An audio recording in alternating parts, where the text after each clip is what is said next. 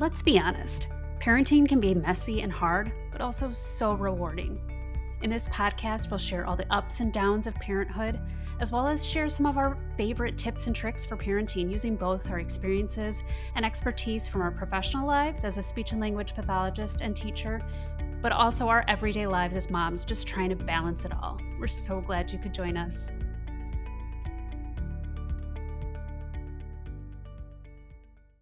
Hello, welcome to And Then We Had Kids. I'm Jenny.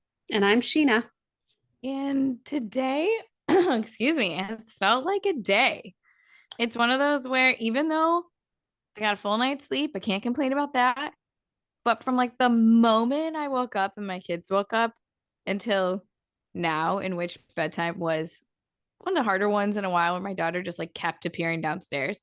The day is like never ended. This is how I feel about the entire week. It's been a week. I mean, like, I know Halloween. I love Halloween. It was a great day. I had so much fun, but it's definitely like the trickle down effect of all that excitement. And my kids don't even eat that much candy. So I can't even blame the sugar part of it. Maybe your kids enjoy the candy. Kids for sure do. My kids don't. It's all sitting in their buckets. I'm still eating it. And I'm like, I need to get rid of it. I'm eating it too. And I definitely stole all the Reese's peanut butter cups and put them in the fridge because I like my Reese's peanut butter cups cold. Oh, look at you. And I'm like, oh, you can't eat these. And then you won't like them. No, they're too spicy. That's a good way to not have to share. Mm-hmm. And I sent you a picture in the middle of the day of a lovely drawing that my daughter did of this giant snowman. Sounds adorable. It was adorable. Cute. She did a really nice job on her snowman. However, it was done on my couch in marker. Huge, so, like a huge snowman, like covered like multiple cushions. I was trying to be productive while my other one napped. And I'm like, look at me. Like, I can't just sit around, do nothing. She's having some quiet time coloring. Perfect. Super independent. I'll let her be. I'll put my Halloween decorations away, come back. And I go, oh, what'd you do? Then she bursts into tears. Like, I'm sorry. I wanted a big snowman and the paper wasn't big enough. I had provided her with all the material she needed. It's not like she had to look. I legitimately laughed out loud when I saw that text come through because it was giant. I was supporting students. So we've just been really down staff at work. And then so I've been helping as much as I can wherever needed as a teaching assistant, as a custodian, like whatever staff need me to do, I am happy to jump in there. And so I was just like wrapping up with that. And I saw your text come through and I laughed out loud, mostly because I know what it's like. Now, it's been a while since they've actually, no, I should not say it's been a while since they've colored on our furniture. They probably did that like 2 days ago. But that's definitely the MO of my younger one. It's not the MO of mine. I know, which is why I found it so hilarious. It's not. She's one where like I could leave her in a spot. I feel really confident that she knows what she like should do, what she should not do. Giant snowman. Not one that I'm going to frame, put up on my wall. Nope. I then spent the next like 15 minutes trying to clean it all up. And then this is why we've switched over to washable markers in our household, because I used to have permanent markers washable, or dry erase. Yeah. Oh yeah. No, I've since hidden those as well. Those do not make their appearance unless we're doing like a special art project. So luckily it was washable. That was like the positive reframe that I could use. And there was like no real reason for me to get like super upset. It was just like another thing to the day sort of piece. It was very unexpected. It was. And it all started with this morning. And this has been the past few mornings. My daughter she loves school, but the morning has been tough, the transition. And it's not like about leaving. It's not about stopping what she's doing. It's now been, I mean, she's so my daughter, how her clothes feel, specifically like underwear and pants. We don't like how they feel. So then we're like all ready to go. Everybody's dressed.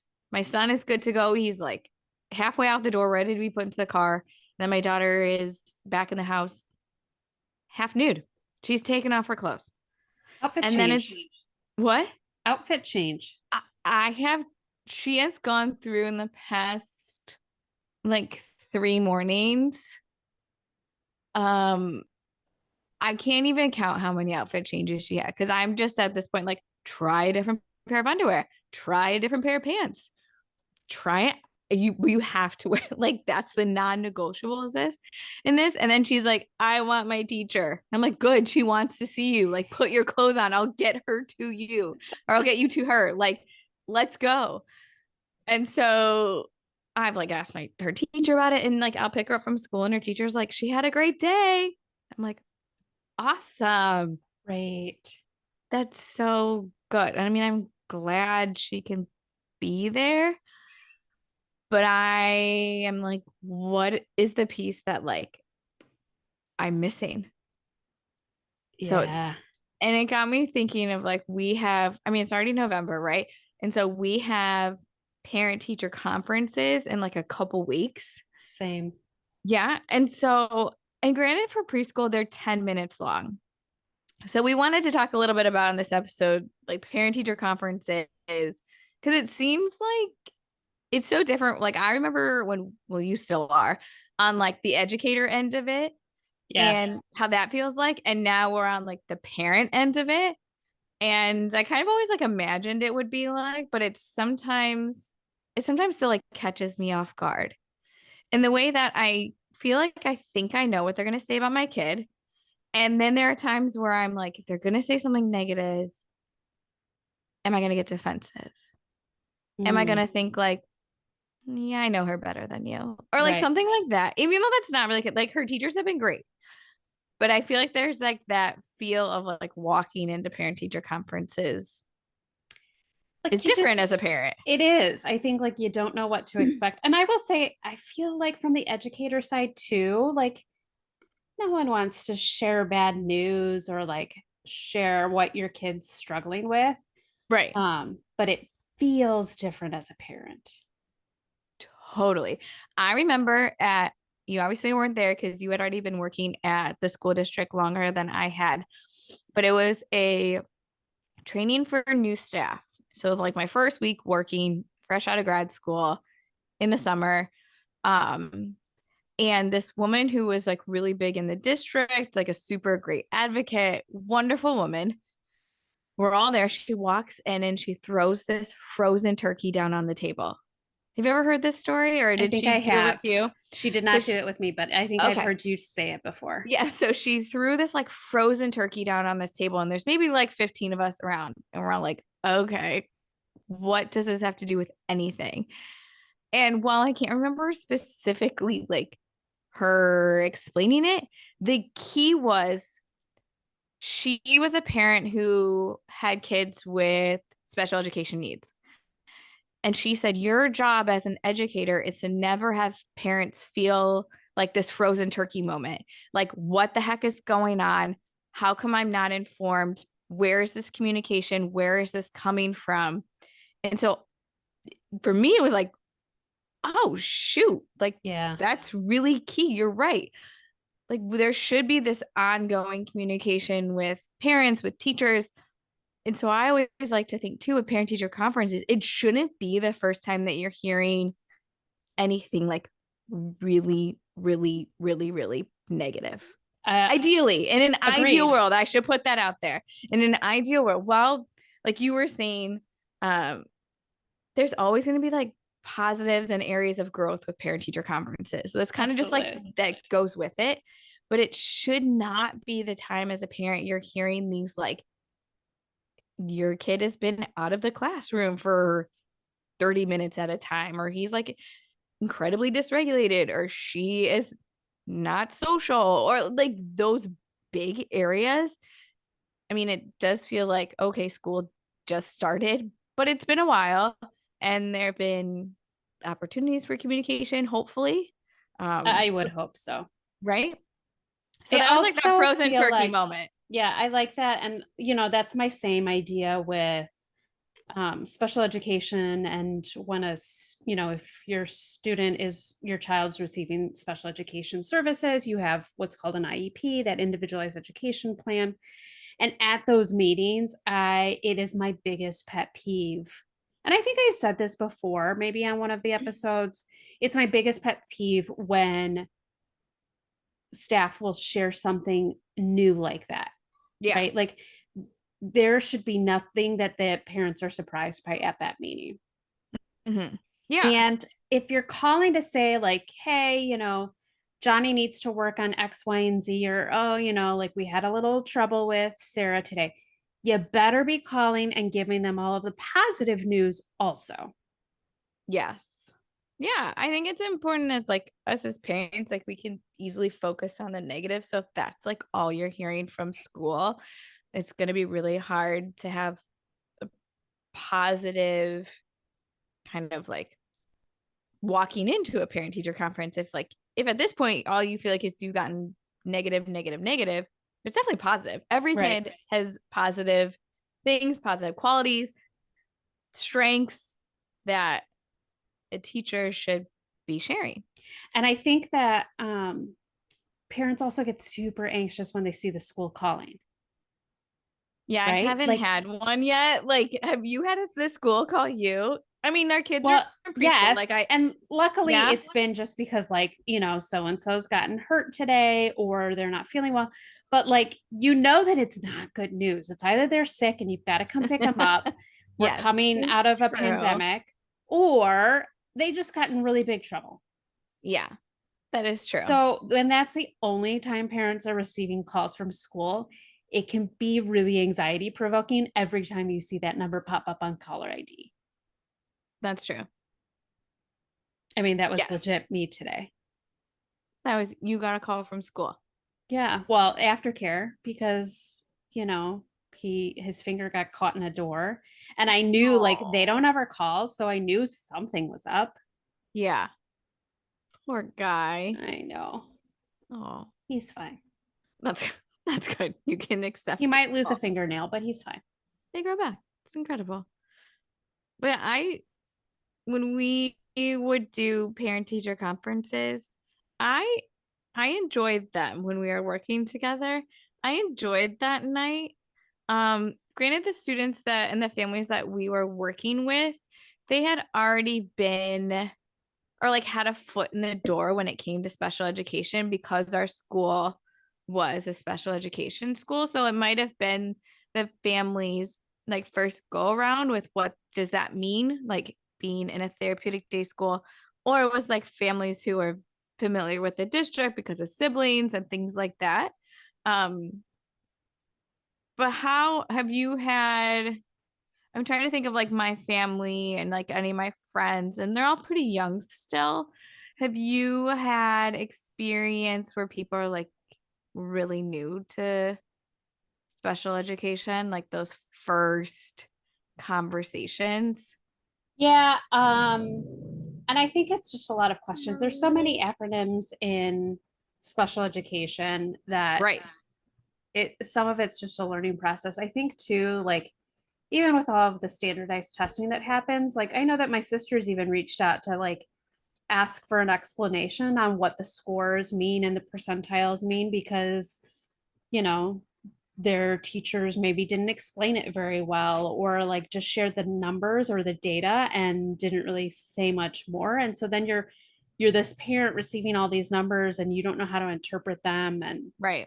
um so I think that that's just something I always think of, is like, how can we, for parents who aren't educators, how can we put this into parent friendly language, Oh, totally. right? Whether they're special ed, gen ed, whatever. Mm-hmm. um yeah. Because that's a possibility of with the like the fall parent teacher conferences. It could be now that teachers have become familiar and they've done some testing to see where kids are, and there's been time in the school year to see how kids are academically, socially, emotionally progressing, that it is a possibility. Again, maybe hopefully not the first time, but it could be the first time that teachers and a team are suggesting more supports for your student.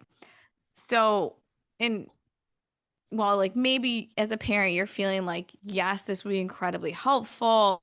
It makes sense. It could also feel like a what now? What does that mean for my kid moment? Right. And parent teacher conferences, at least for my child school and preschool, they're 10 minutes. So it's not a very long time to like hear the information, process it, and then like come back with questions. Yeah.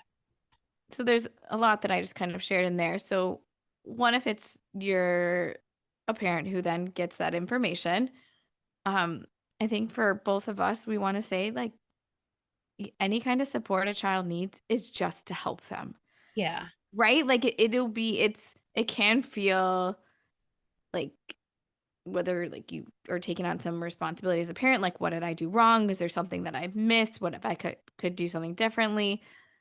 And what's beautiful about our kids is that there's time and there's great interventions and supports that schools can hopefully put in place to help your child either academically, socially with friends and things like that, or emotionally. I mean, there's like you said, we're coming out of this pandemic. There's so much our kids are going through at all Right. ages. I mean, I keep referring to younger kids, but this can happen at really any age in school. Yeah. And as things change and our kids change and expectations change and social rules change, and academic demands change, There's it a lot to navigate. totally.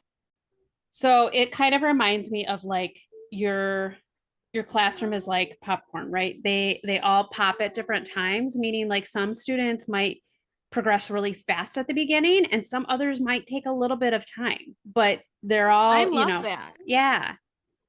Um so I think it's really easy for us parents to like pay attention. And I think we do it even when they're babies or when they're younger, right? Are they meeting all of their milestones? And if they're delayed, oh my God, what does Oh my that gosh, what mean? percentile is your kid in for height? What percentile Right. are they in for weight? Like it's just it's a natural thing to do to compare. Yeah. Um and they are compared in a way all throughout their academic life, like you said, like the data and the numbers, they're comparing it to some quote unquote normative data.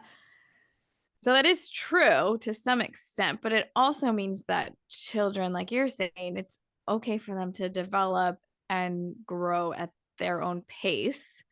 Um, so our hope is that like if that comes up for you as a parent in your parent teacher conference in the next upcoming weeks, that you can like take a breath and either be like an aha moment, like I knew something might be going on, or take it as an opportunity to be like, okay, it doesn't mean anything's necessarily wrong. Right. It's just how in the world of education is wild in the sense that like sometimes it's expected that the curriculum that works for 28 kids doesn't work for the remaining two.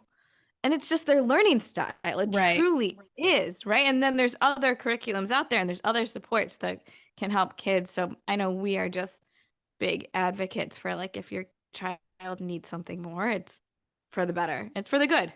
I think the other thing to think about too is that, if you walk away from your parent teacher conferences and you're processing all of this information that, the teachers just shared with you, it's okay to follow up with questions, right? To Oh, I was say gonna like, say the same thing. yeah, like I as a former teacher and as an administrator now, like I, by no means am I ever offended when a family is like, hey, I thought about this a little bit more. I have a few follow-up questions. Can we set up another time to chat?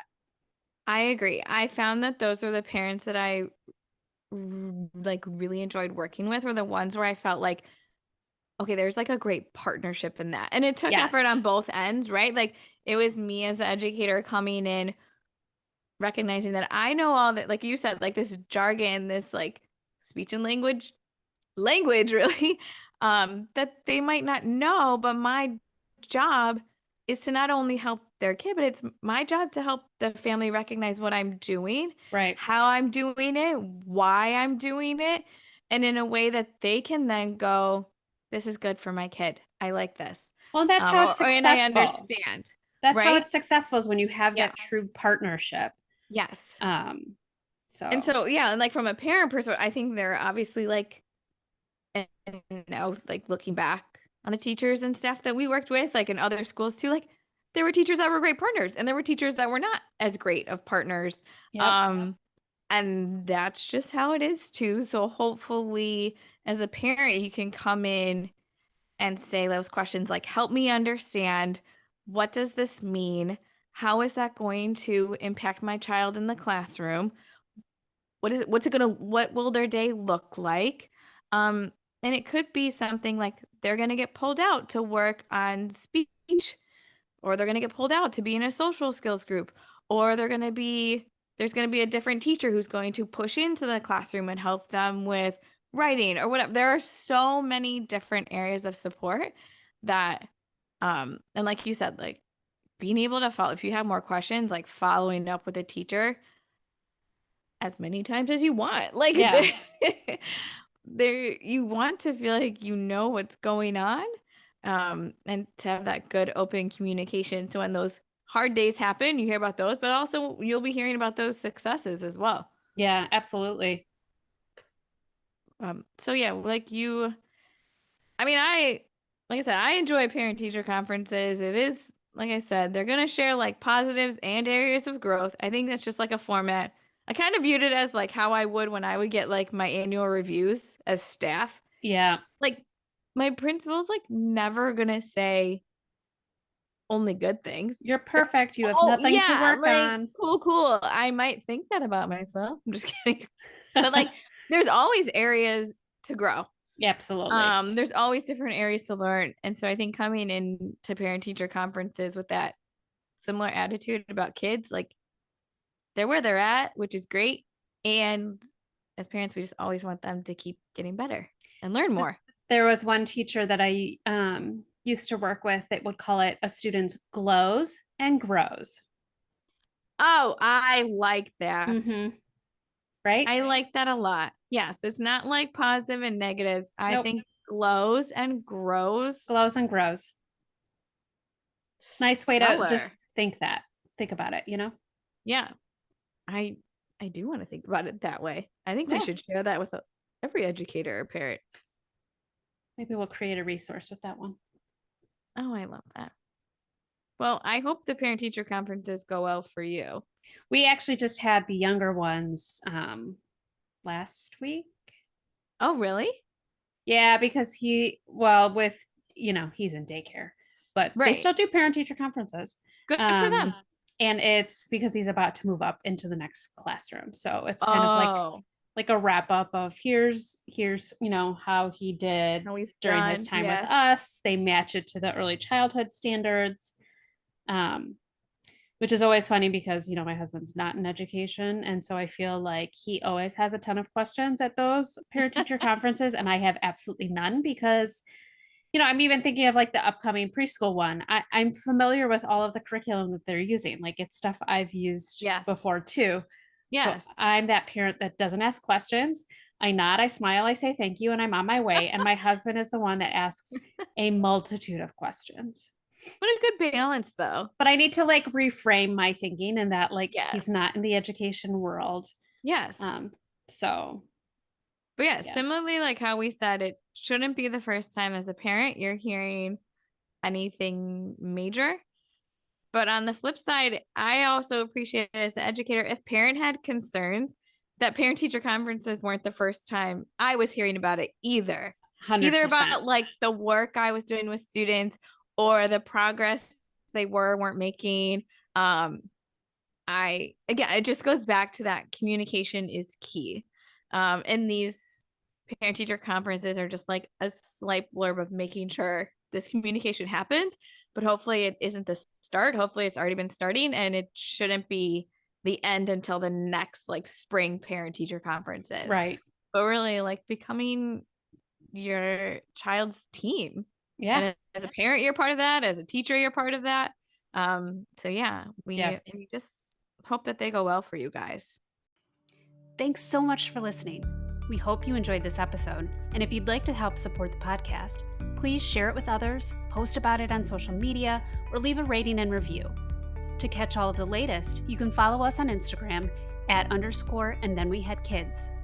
Thanks again, and like we say, life used to be carefree, and then we had kids.